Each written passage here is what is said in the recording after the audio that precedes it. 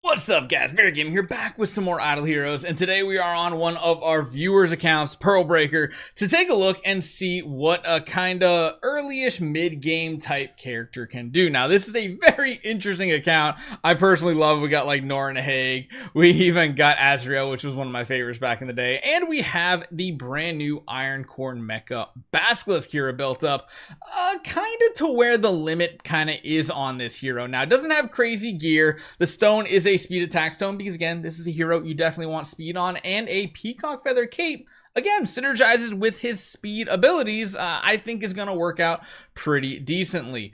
Speed enables and everything looking good, and of course we have V4 set up with an armor break precision setup, which I might change one of those, honestly, to damage reduction just for the sake of this. Precision, armor break, not too bad. And of course, a decently built tree. Now, even if you did have all these branches highlighted, all of them set up, you'd be stuck on the core this week, not be able to max them out much further. But we do have the full active skill set up, which is pretty powerful, I'll say. The fact that the main part still only deals damage to one enemy just feels kind of weird. It does do the additional damage elsewhere, of course, and it does change a little bit, reducing the target's speed, and also when the target takes damage because of corrosive code is removed, if the target speed is lower than self, it's going to deal additional damage. Besides that, just have each one leveled up to the higher version, and beyond that, I do not think this account had any type of the new train activity. Oh no, it actually does. It actually got a few of them because he did go in on the scrolls this week. So it does have the abilities unlocked. It's just not the most powerful version of them, which is a pretty big difference. We're talking about 400% of attack versus 1000% of attack. But it does mean we have all these extra damaging abilities. But again, this is a weird thing about new heroes, and even this week more so, because like there's really no way to get cores of origin, right? You're not getting any from these chests. I guess the only way you can get lucky is if you hit like the shards here, and you can get a bunch of them off of this one. But that would mean you do a ton of reverie, because again, I don't think, if I remember correctly, even any of these have anything, right? Oh, I guess there are some, but I think I did the math. I think if you get all of these chests, you only get like 100 shards. So that's only 2 of them, and you need a grand total of 4 of them to max it out. So again, you need some crazy RNG. Most people are not gonna be able to maximize their benefit, but let's just kind of see what we can do. This is a pretty fun CC oriented type account with Therapist Blood Betty, Starwing Jara, and heck, we even have heroes like Norrin Haig here, which is pretty cool. Like I said, Azrael and Basilisk. This does mean we have a full lineup for the Void campaign. We're on 3-7, however, this is a really difficult wave. We're just going to jump in, see what this actually kind of looks like here. But in reality, I'm not expecting much off of this. I guess we can just put like UN. We do have the upgraded there. We do have a couple different things. So let's just see what this battle looks like. Now, of course, the whole point of this hero is slowing down the team and everything. You can see the cripple type effects that are getting placed out on the enemies here, which is pretty cool.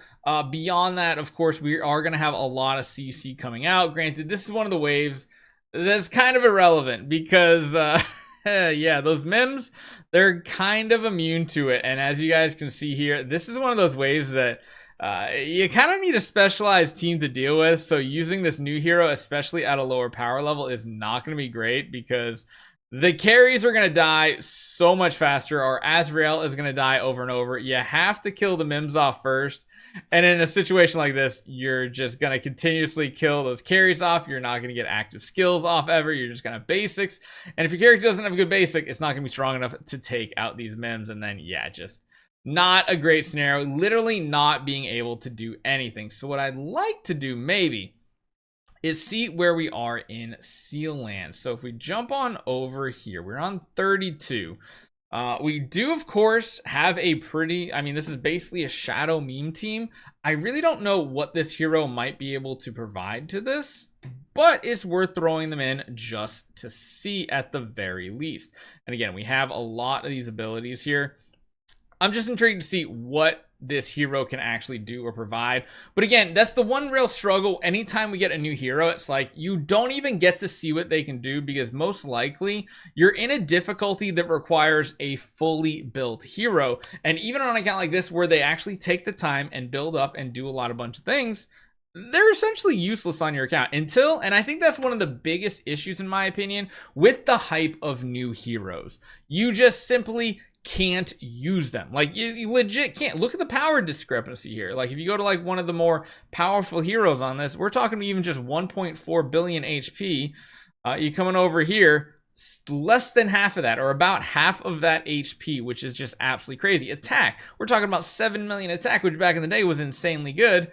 We're comparing that to 15. So having these heroes less than half the power level of your main heroes that you need to push content, I think is one of the biggest issues in the game. Now, I do love this account. This account is reminiscent for me for like the good old 2020, 2021 days, where you could actually build some of these meme teams and have some fun with it. I absolutely love the fact that there's an Aiden. Aiden actually used to be a very relevant hero back in the day in MIM PvP teams. Bloodblade, absolutely love the hero. We did a free-to-play series with no elites on our account. We used Bloodblade. Turned out pretty kind of cool. Corpse Demon, man, back in the day he could freeze stuff, but nowadays absolutely useless. And then even when we get up to like the heroes that can have power, Ellie's and Ticks, not really great. The only oddity here, I'd say, are these two, Swordflash Shia and Blood-Tide Queen Urania. Not sure why, but the main five are all shadow heroes. It's cool, but let's be honest, as cool as a hero might be, and I really don't think this hero is going to be very relevant. It's going to take weeks or months for the average player to even take a hero like this and turn them into a powerhouse. And I still think this is one of the biggest issues with the game right now. It all comes down to, not even Destiny, it all comes down to these cores of origin. Getting a noble core just to simply power up heroes is a time-consuming process. Beyond that, even if this was a normal event, like the fact that this is a Reverie box, it's just completely RNG if you're going to hit this or not, and it depends on how much money you spend. But even in the normal events, like you don't want to take these because you want to take things like Grimoire Essence, Sigil Cores, Enabling Infusion Stones, all these different things, and it just makes it really difficult to build a hero, because it's either, well, do I slow down the overall progress of my account with the flat stats abilities, or do I go for this new hero that may or may not be good? So this is kind of the struggle, and why I think nowadays I don't get hyped for Transcendence heroes. I actually get excited for regular heroes to see if they're good in the early game. But Transcendence heroes is just like, well, the hero came out, guys. I'll let you guys know in a month or two if they're even worth building. So as much as I appreciate it, thank you very much for letting me jump on the account. It's at the point in the game where you just simply can't test these heroes out. And I think that's the frustration I do have with Transcendence heroes, especially ones that now also require a treasure train to go along with it. So hopefully you guys enjoy this one. Leave a comment down below. Let me know what you guys think, and I'll see you guys next time.